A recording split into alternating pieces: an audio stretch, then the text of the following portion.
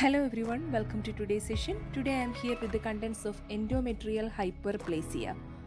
It is also known as endometrial intraepithelial neoplasia. So what is endometrial hyperplasia? Endometrial hyperplasia refers to the thickening of endometrium.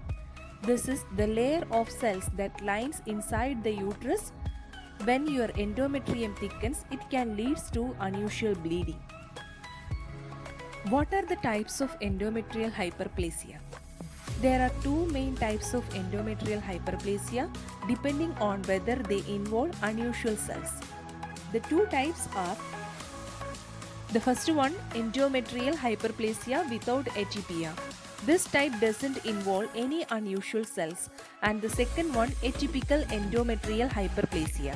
This type is marked by an overgrowth of unusual cells and is considered precancerous. How do I know if I have it? The main symptoms of endometrial hyperplasia is unusual uterine bleeding. But what does this actually looks like? The following can all be the signs of endometrial hyperplasia, like your periods are getting longer and heavier than usual. There are fewer than 21 days from the first day of one period to the first day of the next. And also you are experiencing vaginal bleeding even though you have reached menopause. What causes endometrial hyperplasia? The most common cause of endometrial hyperplasia is having too much of estrogen and not enough progesterone, and that leads to cell overgrowth.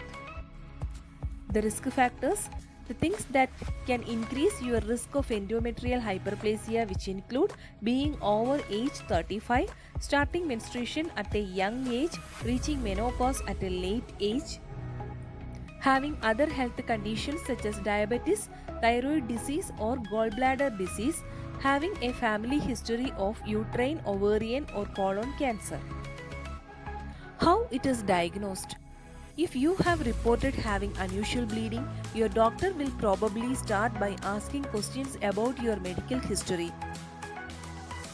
Apart from that, transvaginal ultrasound, hysteroscopy, biopsy, vaginal pulse smear, endometrial aspiration, etc. How is it treated? Treatment generally consists of hormonal therapy or surgery. It can be treated with hormonal therapy. Progestin, a synthetic form of progesterone, is available in pill form as well as injection or intrauterine device. Hysterectomy. If you have atypical hyperplasia, removing your uterus will lower your risk of cancer. Having this surgery means you won't be able to get pregnant. It may be a good option if you have reached menopause, don't plan on getting pregnant, or have a high risk of cancer. Can it cause any complications? Yes, the main complication is the risk that it will progress to a uterine cancer. Prevention. To maintain ideal weight, estrogen use in non-hysterectomized women should be restricted. Periodic endometrial sampling. Thank you. Have a nice day.